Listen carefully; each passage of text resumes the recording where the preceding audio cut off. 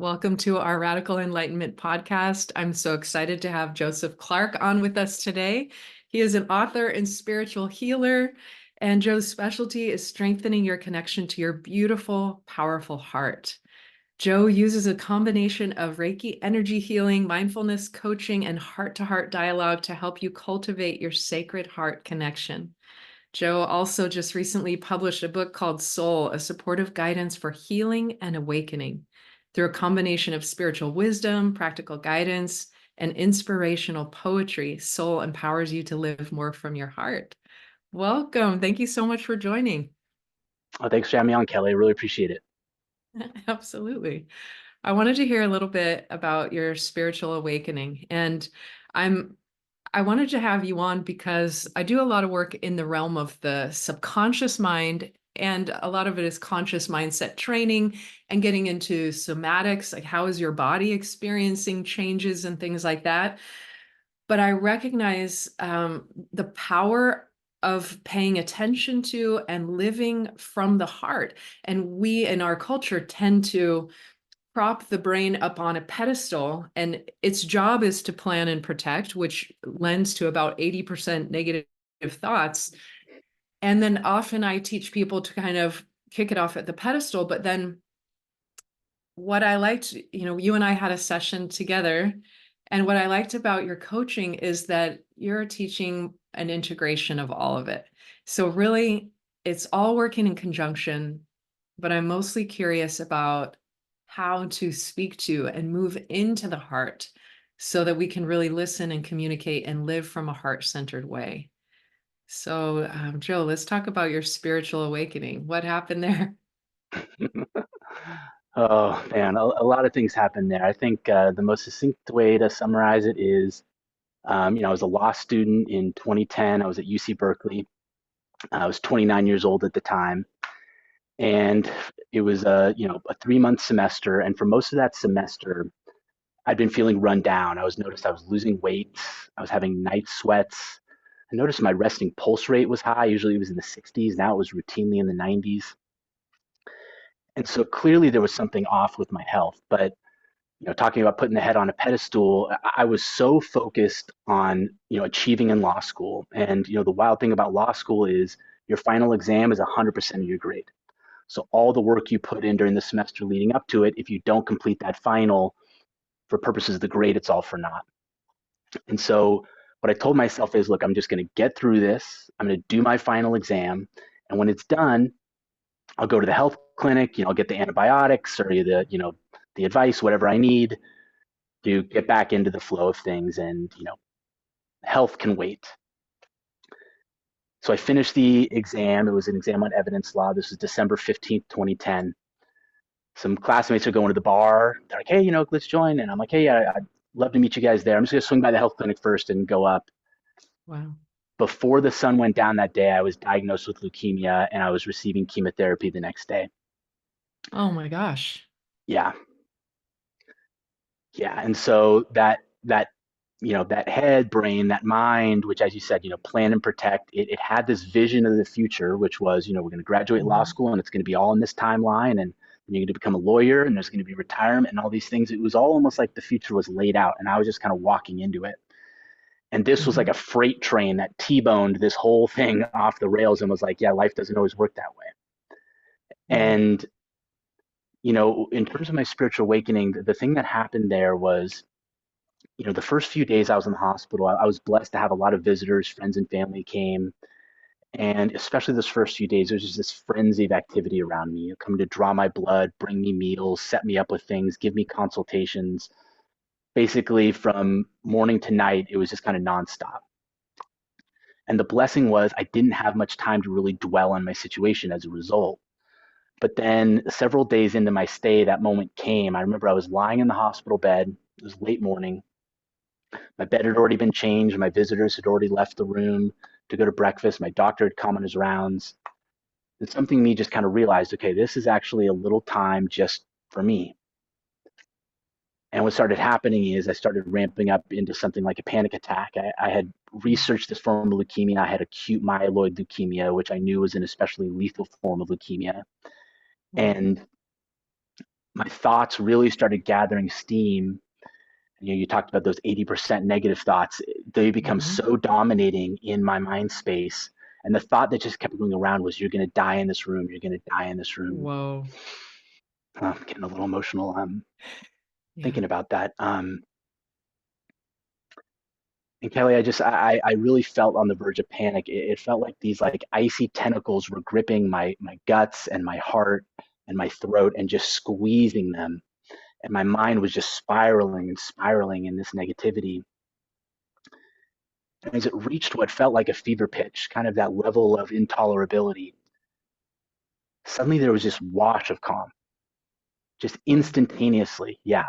And I remember I kind of looked up and I just sensed something above me. I was lying on the hospital bed and I sensed just floating right above me, there was a presence there. And I couldn't see anything, but it was just clear to me. I could just feel it there, and I could feel that it was what was bringing this soothing, washing calm.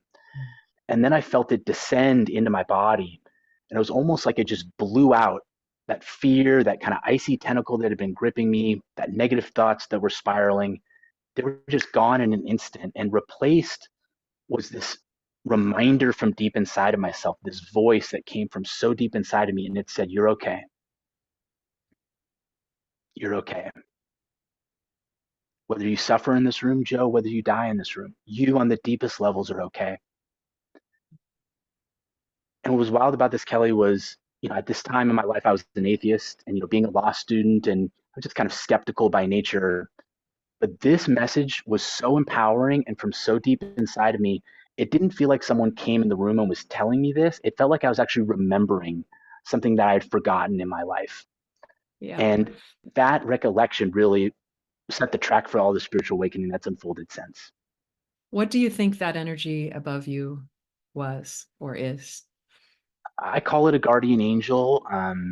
As my journeys evolved, I wonder to some extent whether it was my higher self manifesting to some extent and bringing me comfort, and in some way beginning to integrate with me at that time as part of the awakening process. Wow. And then beyond that, were there micro experiences or other big experiences along the way? Did you start chasing the dragon, so to say? Or Yeah, I was gifted with a lot of books. I've always been an avid reader, and one of the books I read in the hospital was Eckhart Tolle's book, A New Earth. yeah. And I'd never read a book like that before, where it was directly addressing you on the deepest level and inviting you to expand your consciousness beyond the confines of conventional thinking. And it really lit a bulb in me. I mean, the way I describe it is, I was maybe for the first time in my life aware that I was aware. And so when I left the hospital, the main thing that I took with me was that mindfulness, both that level of awareness that I had, and then the practices like breath work and meditation, which then became a part of my life. But life's funny. As profound as the guardian angel experience was, I really got back onto the same track I had been on before. I was a bit of a maniac. I actually took a job while in the hospital. I was getting blood What? transfusions. Yeah, I know. My workaholism is Wow. kind of mind blowing. But yeah, I was a TA for a class, writing an 80-page brief on a California Supreme Court issue. Literally, as they're giving me chemo and blood transfusions, I'm doing this. And then I get out. I had signed up for a summer internship at the public defender's office. I did it on time. Um, got past the California bar exam, became a public defender, worked for 8 years at the Santa Clara County Public Defender's Office, and was really back on that track of, I'm going to work as a lawyer until I retire, and then it's going to be, live the good life, and then eventually die, and Hmm. that's it. And it was in 2018 that my spiritual awakening had the second and much Wow. more intense phase that kicked in. And what happened there? Oh boy. Basically, the universe flipped the script on me. I've always been a head person, cerebral by nature, intellectual, fond of concepts. And with the benefit of hindsight, what I now see is that part of the way I maintained that imbalance of always being up was I used my torso, and particularly my heart and my gut, almost kind of like a landfill. Whatever I didn't want to deal with up here, complicated emotions, unresolved issues, difficulties in relationships, It just got pushed down. Hmm. And for all those years until 2018, that was the dynamic I was used to. That was the way things flowed. And in 2019, or 2018, 2019, it's Hmm. almost like the universe stuck a key in my heart, turned it, and reversed the flow. Whoa. So my head, yeah, which before had been this kind of sanctuary, this marble palace of peace, I could, be Mm. there with my abstractions. I was now living in this torrent, this flood of all these repressed memories, emotions, feelings, Wow. so overwhelming that it was hard to get out of bed in the morning sometimes. Sometimes I would stagger as I walked when it would hit me really hard. I'd put my hand against the wall to brace myself. Mhm. It was a very physical experience. And, I'll be real with you, it's the hardest thing I've ever gone through in my life. The Mhm. rigors of cancer really paled in comparison just to how deeply constant and intense and internal this experience was. And this was really the beginning of the shift of emphasis in my life, saying, hey, move more of your energy away from the headspace and down into the heart and the gut. And I love what you talked about earlier, that image of, kind of knocking the head off its pedestal. What the universe kept saying to me, because I kept trying to do that. It was like, don't Mhm. demon. It said, yeah, it's like, don't demonize your head. It's nothing wrong with your head. It's an imbalance of energy and consciousness. What it really wants to be is integrated across these three spaces. That way, the head's not doing too much of the work, and the heart and the gut aren't being left with nothing to do. All three of them can work together as a team. And so my sense of wholeness and of mental health shifted from this concept of kind of thinking everything's okay in my head to feeling a connection on a very somatic level between my gut, my heart, and my head. And in that Wow. surrendered somatic state, that's where I find my peace. What ended up happening with the leukemia? I went into full remission. I did What? 5 rounds of chemotherapy, which kept me in the hospital for most of a 6 month period. And end Wow. of 2010, beginning of 2011, and by the grace of God, I was fortunate enough. The next step would have been a bone marrow transplant or biopsy, and then there were other potentially, you know, more grueling things ahead of me. But I was very fortunate. The chemotherapy managed to clear it out. Wow. And still clear to this day? Now I'm going to find some wood to knock on. Yes, I've remained in Yeah. remission since Oh, 2011. Since wonderful. 2011. Yes, That's awesome. I was wondering if you would guide us through a process that we talked about where we can utilize the breath to connect to those three centers and get them communicating in a balanced way. Would you be willing to guide us through that? I'd love to, and I could even share a Wonderful. story before or after about how this has benefited a client of mine. So yeah, whenever it's right, I'd love to share that too. Why not let's guide us through it and then let's talk about like application of how do we utilize that in our lives and yeah, that would be great to hear about how it can impact us. Let's do that. Perfect. All right, perfect. Okay. All right. So this method is called 3 candle breathing. And I was just talking about how, in my spiritual awakening process has taught me the benefit of not just over concentrating in the head, but of balancing energy across the head, the heart, and the gut. And this 3 candle technique is designed specifically to do that for you right now. And so the way you're going to do it is start by just connecting with your posture and make any gentle adjustments to let your posture feel healthy and comfortable for you. One way to bring some alignment in your posture is just to notice, if you're sitting down, what your pelvis is contacting right now. Is it a seat? Is it a chair? Is it the floor? Just notice the pelvis being supported by this surface. And now let the spotlight of your attention shift upward to your spine. Feel your spine. Notice how the spine is being supported by the pelvis. And notice how the spine is supporting the neck. Now gently bring that spotlight of your attention up to your neck. Feel the neck. Notice how the neck is being supported by the spine and how the neck itself is supporting the head. And let that spotlight of your attention now come to your head. Just notice your head. Sense it there. Feel it from within. And now let these 4 areas, the head, the neck, the spine, and the pelvis come into an alignment that feels healthy and comfortable and sustainable for you. Beautiful. And with that healthy and comfortable posture in place, we're ready to begin the technique. I'm going to teach it to you in 3 separate steps. And then what we're going to do at the end is we're going to put those 3 steps together. I'm going to guide you every step of the way. First, what we're going to do is we're going to establish the belly candle. What I invite you to do is take your palms, gently place them over your belly, right in the area of your navel. And to start, I don't want you to think about breathing right now. I just want you to focus on gently extending that belly out right through the belly button. Gently extend it out into the hands and then let it release. Let it sink back to a natural, comfortable state. When you're ready, do another belly extension. Gently protrude that belly outward through the navel, out into those hands, and then let it retract. Good. Go and do 2 more belly extensions now. Letting that belly extend outward, almost like a balloon blowing up into the hands, and then let it retract. 1 more good extension and retract. Beautiful. Now what I want you to do is to begin to integrate your breathing into this rhythm. And I want you to notice something. I want you to notice that as you extend that belly out into the hands, you actually naturally begin to draw air into your lungs. Extending the belly out creates space for the diaphragm to go down.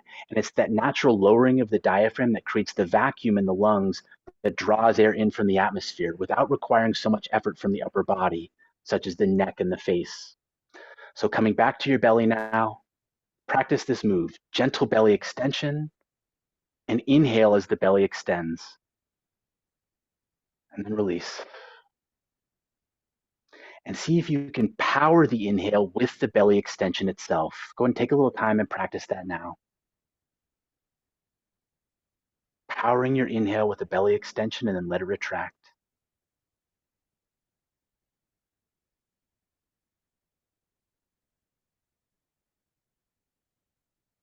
Let your belly do the work. Beautiful. That's one of the beautiful things about this method is in the process, you're practicing rhythmic belly breathing, which is a very powerful and healing tool. All right, so now the last piece here is we're going to add that candle. Here's the way the candle works. It's a visual. This visual of a candle lodged right there in your belly. As you do that belly-powered inhale, I want you to picture that candle lighting up and growing brighter and hotter as you do. The deeper you inhale, the brighter and hotter that flame gets. And then what you're going to do is when you exhale, you're going to blow that candle out. You're going to see that flame go out and you're going to see nothing but smoke coming off of that wick.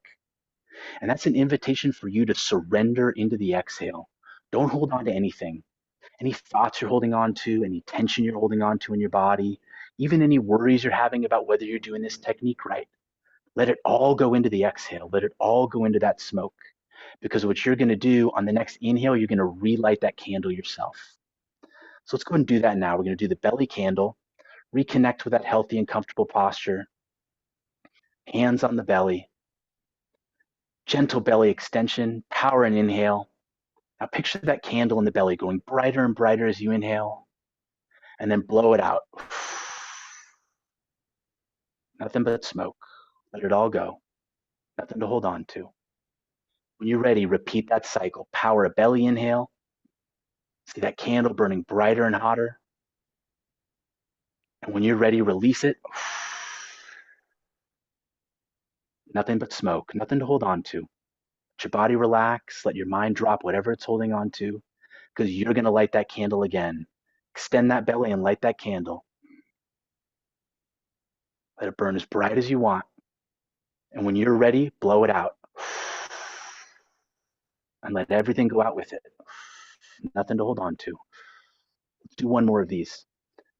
Belly extension, power that inhale, burn that candle bright. Take it as far as you want to. And when you're ready, blow it out. And let everything trail out with that smoke. Good. Go and pause for a moment. Give yourself a little congratulations. You've now mastered the first step of 3 candle breathing. Now that you have this down, the other 2 steps are going to go much more quickly. We're going to let the spotlight of attention now come up to the nose. We're going to do this to emphasize to ourselves that we want that inhale powered by the belly to come in through the nose rather than through the mouth. Exhale can go either through the nose or the mouth, but we want that inhale to come through the nose. So with the spotlight of your attention on your nose, reconnect with your healthy, comfortable posture. And I want you now, don't worry so much about the belly breathing in this step. We're going to add that back in. Right now, I just want you to take some breaths. And what I want you to focus on is making sure your breath is going through your nose. Go ahead and do that now. Inhaling through the nose, exhaling through the nose or the mouth.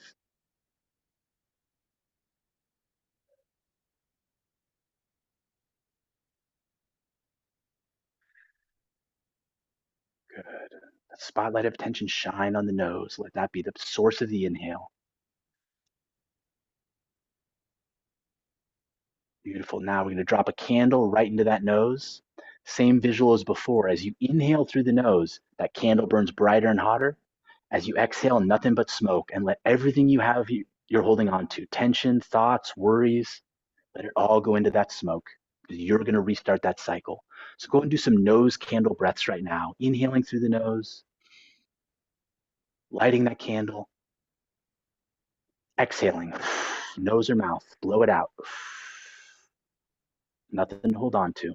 You're going to relight that candle. Relight it through the nose, bright and hot, and then let it go. Everything goes out with the smoke. One more nose candle breath. In through the nose. See that candle burning bright right at the nose, and then blow it out. Beautiful, beautiful. Nothing to hold on to. And lastly, let that spotlight of attention shine down to your heart space. Feel free to put your hands over your chest right now. Feel that heart muscle beating in your chest. This tireless source of life always operating within us. We're going to connect with this heart right now. What I want you to do is as you inhale through your nose, I want you to feel a very gentle expansion of the chest. Don't make it dramatic. Don't make it as big as the belly was. Just a very gentle, light opening of the chest space on that inhale, and then letting it go. Go and do that right now. Focus on your heart. Take an inhale through your nose, and feel your chest gently expanding, and then let it out. Right by now, you know this technique. Go and drop the candle in. And I want you to do 3 or 4 chest expansion breaths, just gentle expansion of the chest. And see that candle burn as you do, and then blow it out.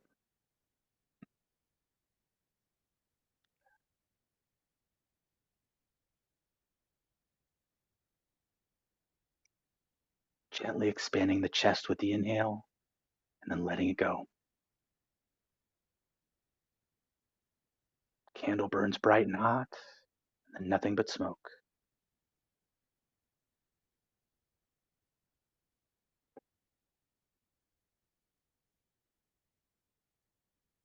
Beautiful. All right. Once you give yourself a little pat on the back, you've now mastered all 3 steps of this technique. Now what we're going to do is we're going to put them together into one fluid motion.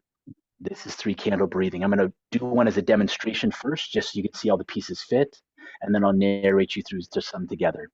All right, so here's my demonstration. I'm reconnecting with my healthy and comfortable posture. I'm going to put one hand onto my chest and one hand onto my belly, and I'm going to light my candles in this order. It's going to go belly, nose, heart. Belly, nose, heart. So I'm going to narrate one right now that I'm going to do on my own, and then I'll walk you through them. Extending my belly, drawing the inhale in. Belly candle's lighting. It's coming through the nose. Nose candle is lighting. I feel my chest expanding. Chest candle is lighting.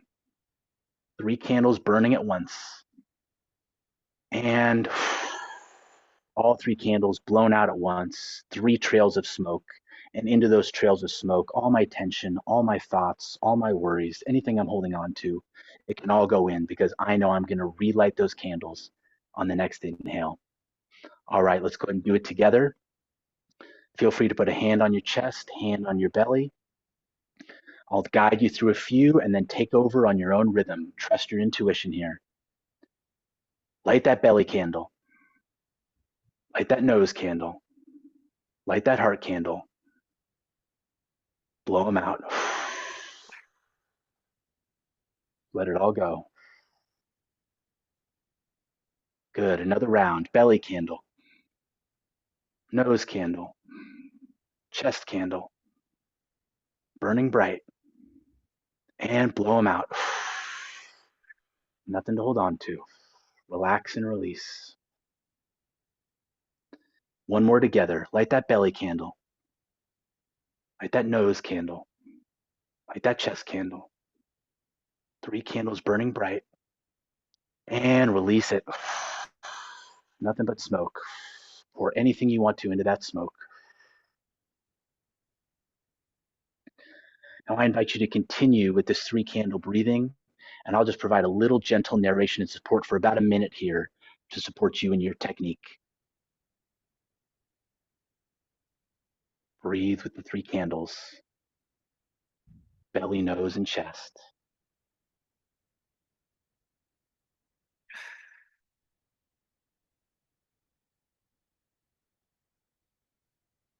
Light that candle on the inhale, blow it out on the exhale.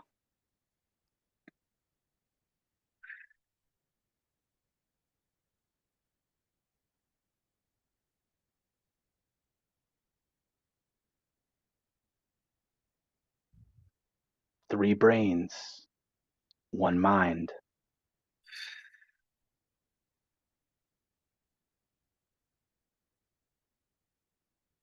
Three flames, one fire.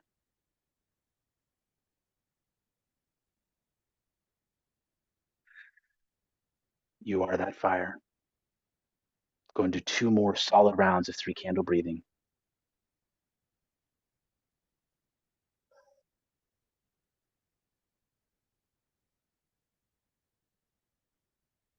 Bright as you can on that inhale, and then let it all out.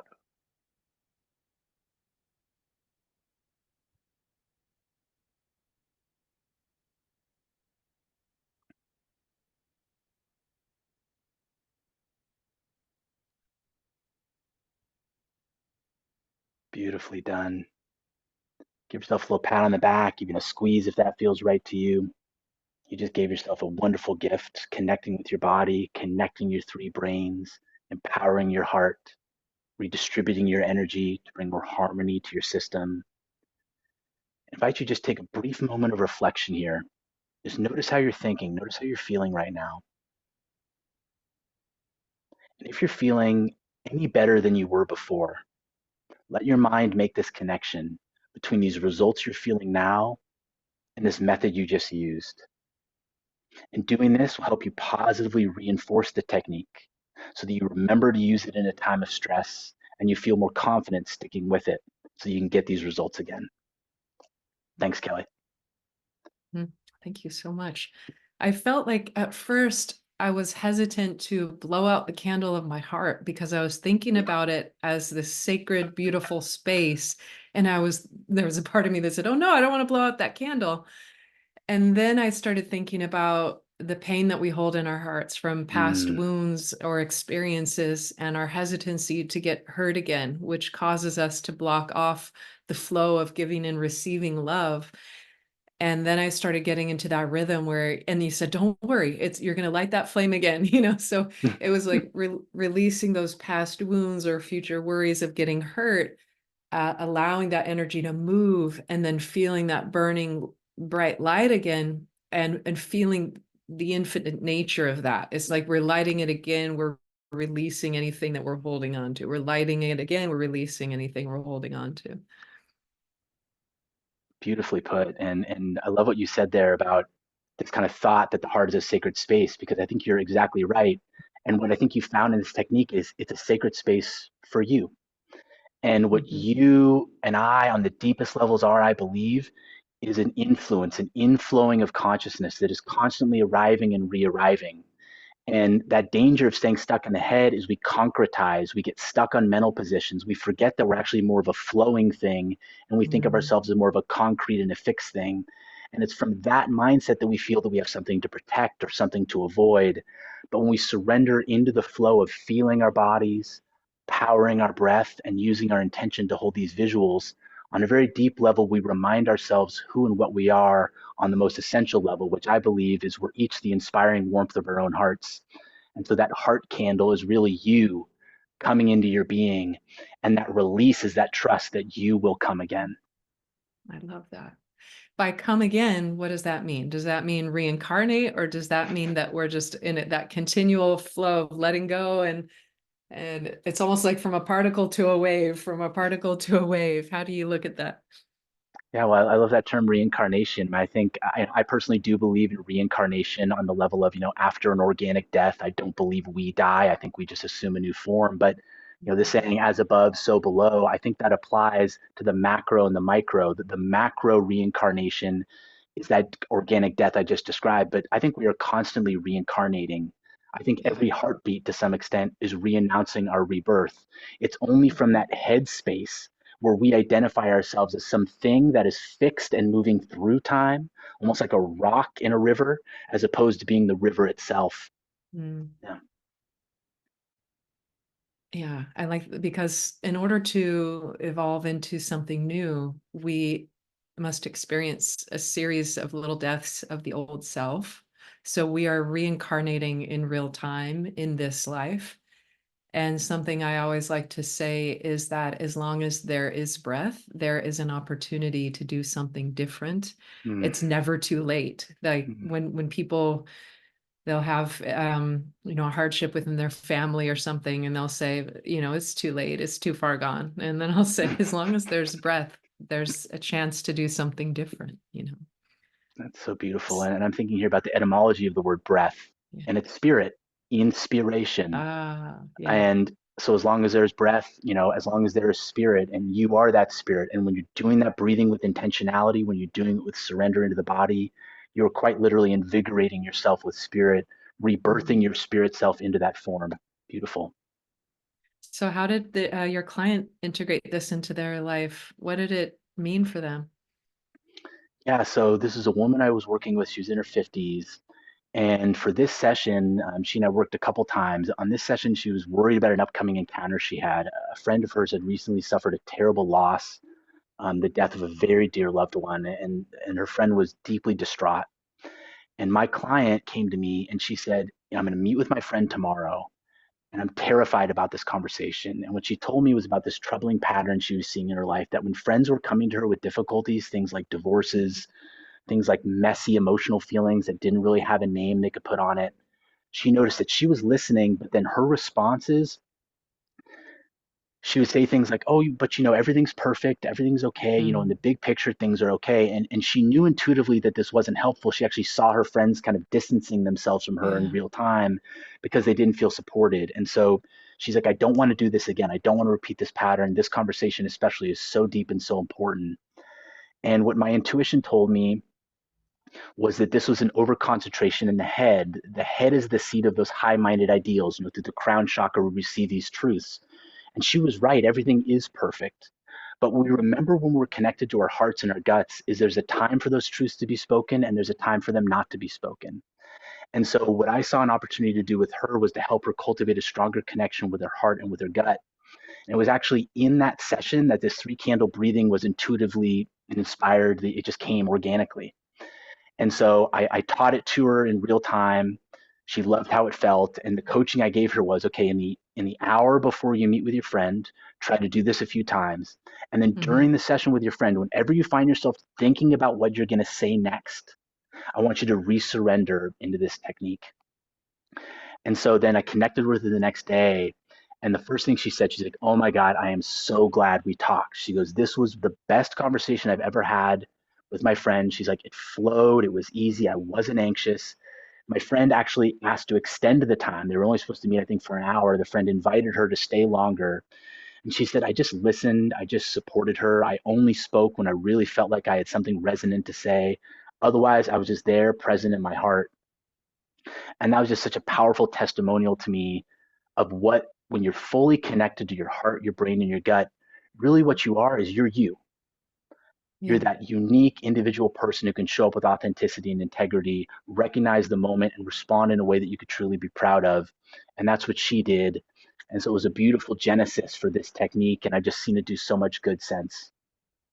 Was she doing it, you said the hour prior, but then when she was sitting in front of her friend, was she envisioning the candles and subtly doing the breath as well? Or because she had done it in the hour prior, she was just present and relaxed? How would you recommend using it? Yeah, so my sense of what she described and what I would recommend is always calibrate it Yeah. to the situation. Especially in a situation like that, you're having a heart-to-heart conversation. That, of course, comes first. See the technique as basically when you see yourself moving back into that stuck pattern, that's that Mhm. invitation to re-engage the technique. And then it's about finesse and artistry. How much do you engage with the technique while still being available to talk? And that's always a Right. trial and error process, but it really worked for her. Yeah. And it would be kind of weird if we just started doing a deep diaphragmatic breath and went, Right, while right, somebody was right yeah. in front of us. But I could envision myself um, spiraling a little bit and then experiencing or drawing in a flame and allowing my belly to expand and then just letting it go really subtly, almost imperceptibly, where I'm aware of the presence that I'm guiding myself into, and then it allows me to be in that moment with them. So maybe there's just like a couple rounds where I'm lighting the candles. It's just a gentle release. And I'm like, okay, I'm back. And now I'm fully engaged again. Exactly. And that's the thing. Once you have the Mhm. technique down, you don't need that internal narration to drive it anymore. You have that Okay. it's bodily. And so at that Yes. point you can just engage it lightly. And I love what you said. You could just do a belly candle. If you know the Hmm. person's going to speak in 2 seconds, belly candle, boom. And then when Hmm. you have the longer gap, they reach for water, 3 candles. And so you're simultaneously Okay. doing this inner and outer work, and you're doing the inner work with the intention of it serving you in the outer. Instead of when we get spun up in our heads, there's always this scarcity Hmm. thinking of how much longer can this last? Am I going to know what to say? Hmm. And that fear is drawing you out of the moment and into your mind. This breathing cycle, Hmm. especially with the exhale, is always returning you to the moment. That's cool. I have some people I work with on public speaking because they have a strong desire to get in front of groups of people and help them heal. And then they get a little stage fright. So I could see this being really helpful right before they go on and things like that, because instead of just being up in the head, it's like speaking from the heart, from the gut, from the truth. So anytime there's a tricky conversation or, you're doing a presentation or something that you could utilize that breath, it seems like it has a lot of applications. Yes, and one of the things I found is, when I have stage fright, I'm nervous. I tend to kind of like motor mouth or just get on a script and go, go, go. And when you have that breathing as part of your technique, it actually works pauses, which you notice effective speakers do. The audience likes it. It gives them a little break. You can use it for points of Yeah. emphasis, and every pause is an opportunity Yeah. to breathe again. When I found out about what you did, I was really curious about you mentioned to me that you do men's groups sometimes, and I was just wondering, we're talking about the importance of men getting in touch with their hearts Yes. and being able to live and express themselves from that way. And this is relatively a new construct. I mean, maybe in the 70s we saw that with the hippie movement, but in general, in probably the last several thousand years, that's not something that is uniquely cultivated within the mainstream culture. And now, as women are becoming more masculine in our roles, Hmm. um, doing so much and performing and competing and things like that, I think that there's a tendency for women then to shut off the emotion as well so that they can achieve and attain. So, how do you see this as a benefit to the overall society for both men and women? And how do you recommend that we do that? Like, why should we? Why is that beneficial? And how? Hmm. I think the main benefit is when you have a strong heart connection And again, every time I say this, I want you to picture this balance. You can almost picture like an eight or infinity symbol that's connecting the head, the heart, and the gut. And we tend in our society that pattern you talked about is, as I see it, over concentration in the head, the gut, or both. And so as we're drawing energy that's overloading the head and the gut and let it concentrate more and more in the heart, the main things that come online that weren't there before are perspective, purpose, and integrity.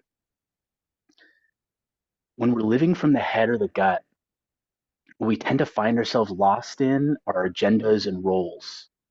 Right? We look Mhm. for that structure that helps us define how we're supposed to act in a certain situation, and then we try to fit ourselves into that stencil so that we feel like we're doing the right thing for ourselves. This is well intentioned, it comes from a good place in us, but it's fundamentally misguided because in that process, we're giving up our uniqueness. We're giving up those qualities in ourselves, those things that we care about most deeply to try to serve an external purpose. And so I think the main thing that stronger heart connection gets is it reconnects you to you. It reminds you who you are on the deepest levels, not who Mhm. everyone else is, not who everyone else thinks you are, thinks you should be, not even who you think you are, you should be, who you truly and most essentially are. And with that in place, the head and the gut are now empowered to use those agendas and those plans to serve your true purpose instead of constantly losing yourself to one external purpose or another because you're trying to accomplish something, trying to satisfy somebody. You're acting more from your authenticity and your integrity. And I think if you think about the people who are real leaders, who are real inspirers, or even people just in daily life who you feel comfortable around, who are disarming, who feel safe, who feel genuine, authentic, who make you laugh and smile, that's what they do. They're themselves. They're who they are. They're not trying to give you a version of themselves that they think is going to work for you, this back and forth game. They're just Mhm. speaking and living from their heart. And when they're living from their heart, because they're not devoting so much energy to those external agendas, they're more available for you. And so they listen and they connect and they share and they give advice that's actually tailored to you instead of just kind of giving the truisms that they've been told and they're passing along. And that's all a result of this recalibration of energy, bringing that heart back online and realizing all along that it really has been the master. But the beauty of this master is it does not control, it does not direct, it just reminds. It just Mhm. reminds the head and the gut, here's who I am, here's what matters to me, here are the gifts that I bring, and now use these to help me serve the world. And when I serve the world naturally serves me. It's a Mhm. natural reciprocity. That's what I see. What is the best way? Because I'm used to kicking the brain off its pedestal Right. because I tend to overanalyze everything. What is the best way to come back to balance? I mean, I know that we have that breath, but is there a way that we could look at it and get a visual representation of them all working together that has worked for you? Hmm. Yeah, so I mean, two thoughts are coming to mind. So I think the visual representation that works best for me really is that eight or that infinity symbol. And if you want to visualize it right now, I'll kind of do a guided visual. I have my hand over my heart. Yeah. I'm picturing a white light radiating from my heart, bright like the brightest star in the night sky. And now I'm going to take that light and with my hand, I'm going to trace it upwards in a circular motion, gently up to my head space. And then I'm going to see another star shining in my head right above where my eyebrows meet. Mhm. And then that star arcs downward back to the heart space, reconnects briefly there. This is the center. This is the bridge. Coming down now to the gut, right to the navel, to the hara, seeing a star right there, pausing there for a moment, feeling that space. And now tracing that starlight back up to the heart, where it began and where it ends, the alpha and the omega, right in our center. And if you use that pattern, you can just trace it visually in your mind or you can use your hand.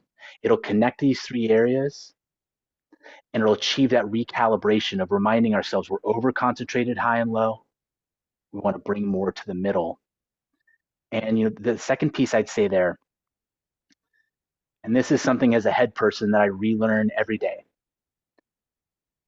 My visuals, my concepts, they serve me and they empower me to reconnect with my heart. but the visuals and the concepts themselves are not actually me coming back to my heart. When I'm in my heart is when I'm feeling myself flowing through the heart space. I'm feeling that heart muscle beating. I'm feeling my breath flowing in and out. And I'm feeling myself quite literally as a concentration in the center of myself, ebbing and flowing with the breath, beating and unbeating with the heart. And that's what I think surrender really is we use those visuals to guide us. We use those concepts to inspire us. And then we surrender. And the mantra I love is soften, feel, and flow. Soften, feel, and flow. We soften, we let the body relax, let the tension melt away. Wherever we sense ourselves holding on to something, clinging to something, just let it go.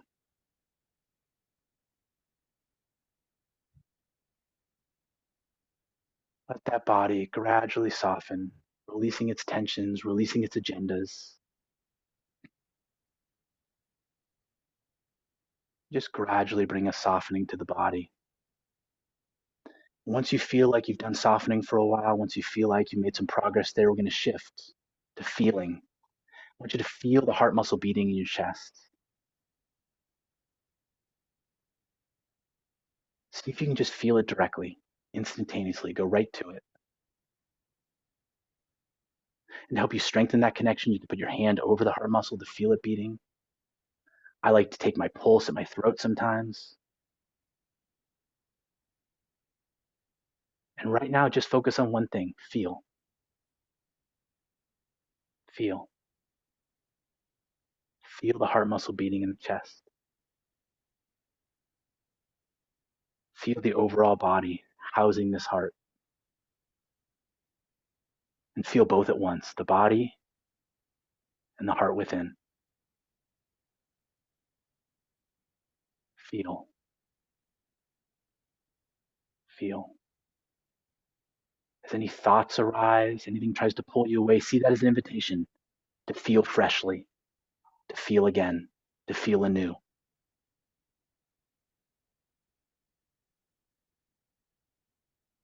And now flow. Flow. You can flow with the breath like we did in 3 candle breathing. You can flow with a movement if you gently want to move your hands, for example, back and forth in a rhythmic wave pattern. Or you can just sit in silence and sense the flow of activity. It can be the flow of thoughts. It could be the flowing rhythm of the heartbeat over time. It could be the flow of a sound in your environment, the flow of sensations in the body. Any rhythmic movement you can connect with connects you with this state of flow. And this state of flow reconnects us on the deepest level to what we are, the inspiring warmth, this inflowing of warmth and presence into our heart.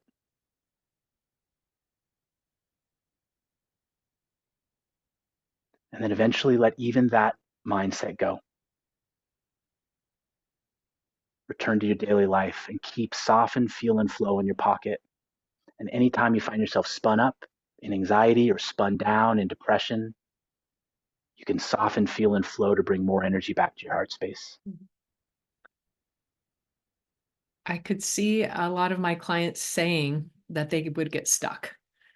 So if they Yeah, have that intense emotion, and some of them are dealing with really deep traumas, or something that seems unsolvable, seems being a key word, but what do they do when that emotion, like they're allowing themselves to feel and they are allowing the fluidity, but it sticks? Do you have any ideas about how, like for those extra sticky ones, what do you do? yeah, yeah. So I think a couple of things would come into mind. First is surrendering even more deeply into the technique if the situation allows. And this is where it's always important to be cognizant, right? If you're driving or if you're doing the Right. dishes, No, right? You're don't in do this conversation with driving. your family. Yeah, yeah.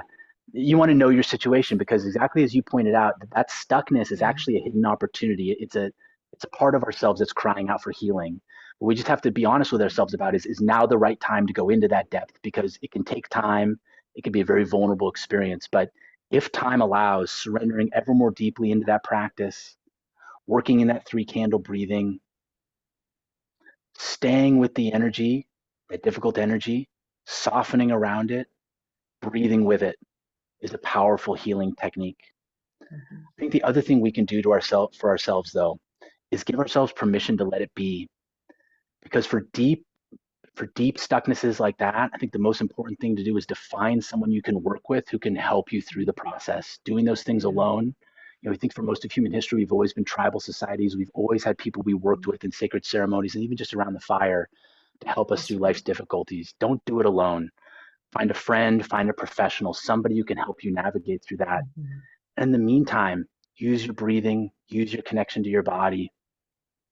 And what I found a lot is the more connected I am to my heart and my gut, there's a lightness that comes back to me, a sense of humor, a sense of perspective Mhm. that allows me to not get so hung up on what I'm feeling and to buy into some of those horror stories or nightmare visions about what this means. I could say to myself, I'm doing my best right now to heal it.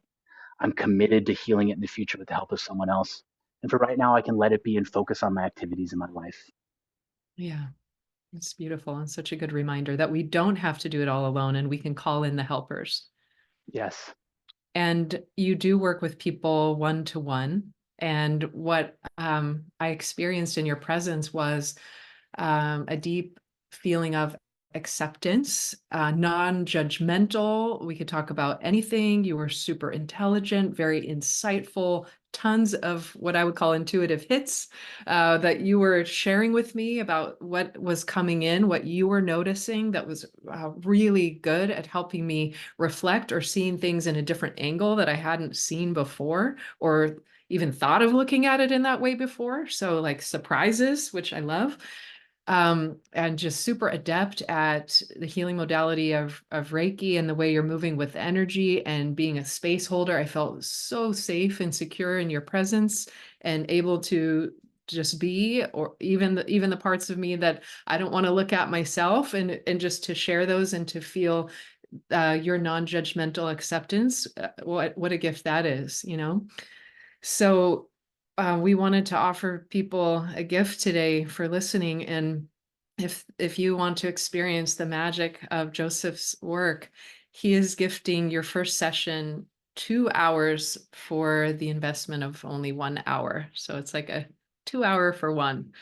And so I hope that you will try his services out and he can help you through that intense experience that you're going through, or just learning how to get out of the brain and into the heart, or just experiencing a beautiful healing. There's so many different ways that you can help. So the best way to do that is to schedule a consult with you, and it's on your website, Joseph Clarke. Clarke is spelled with an E at the end, dash spiritualflourishing.com. And he also has a lot of great events and workshops. They're all in a blog, so you can check that out all there. And also, I wanted just to touch on your book Soul. It's spelled SOL. What's in there? I've got a copy right here. Um, Awesome. yeah, it's supportive guidance for healing and awakening. It's a book that helps you connect more richly and deeply to your own heart. And this book came out of my spiritual awakening process. And what I did is I put into the book what I thought would be most helpful for people to hear and to know, to help them recognize the ways in which they're stuck, to realize Mm, how they can heal through their hearts. And then also a lot of just on a human to human level, guidance, tips, and inspiration for walking this path. Because, as you talked about, in the safety of this podcast space we have yeah, right now, it's so easy to focus on these things because we don't have other distractions. Life isn't coming at us. But we all know the way we normally live 98% of the time is in the hustle and bustle of life. And so, what yeah. this book does, it provides a lot of inspirational guidance and practical tools for things you can do not only in the safe space of a mindfulness practice, but actually on the go to bring more awareness, to reconnect with your heart, to find a flow and rhythm that suits you, and to feel more like you're living life instead of life is just happening to you.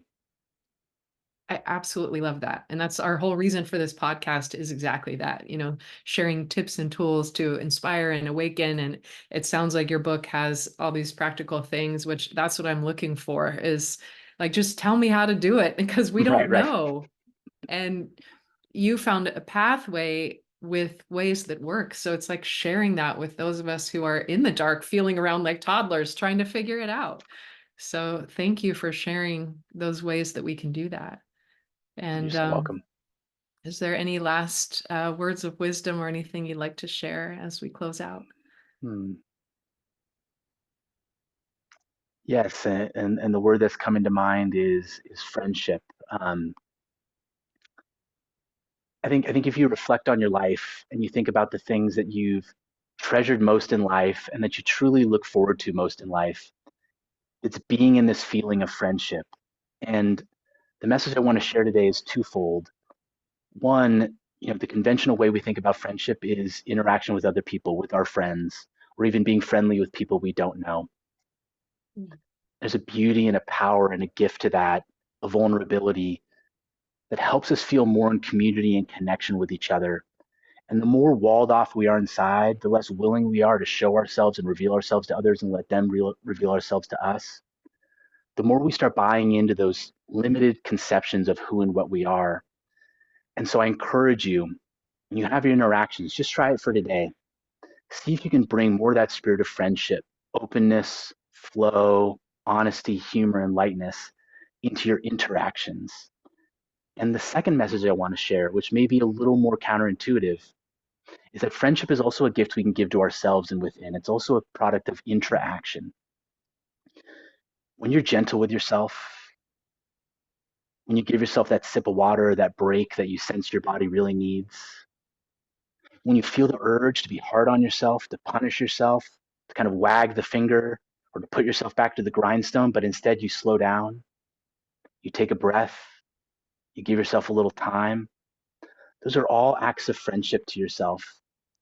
And so I invite you to reconceive of yourself, not merely as the operator of this body or the liver of this life, but as someone who cultivates the flame of friendship within your heart. And you do that one simple and kind act at a time with yourself. And I encourage you, notice the ways you're doing that and congratulate yourself for it. Make the intention to do it, make it a goal, and try to do it deliberately.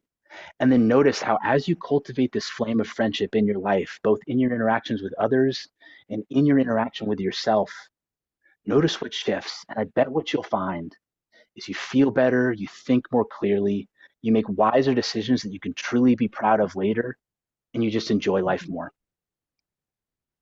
Thank you so much. That's so beautiful. Where can people find your book and where can people find you on social media? Where are you hanging out? Yeah, so my book is available through Amazon, Barnes and Noble, and authorhouse.com. You can also Mhm. find my book and purchasing links through my website. And then I'll direct you to my Instagram page. My Instagram handle is Mm. at Spirit Flourish, at Spirit Flourish. Wonderful. And I highly recommend you hop on his website, Joseph Clarke spiritualflourishing.com, and get a consult in and see how you can work with Joe. He's amazing. So thank you so much for being on the podcast today. I really appreciate you sharing your gifts, your inspiration, and your tools with everybody. Thanks for having me, Kelly. Absolutely. Have a great day, everyone.